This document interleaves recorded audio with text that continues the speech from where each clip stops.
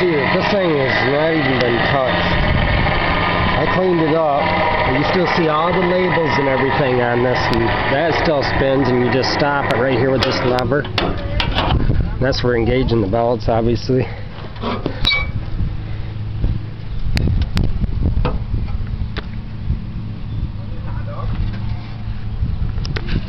Of course, this valve right here, you turn it halfway and you can just freeze blow it and then engage.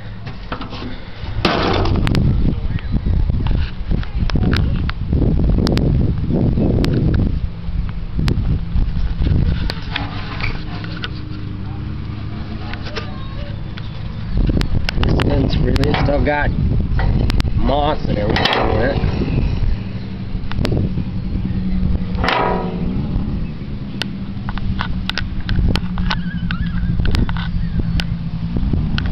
Been in a barn for 18 years.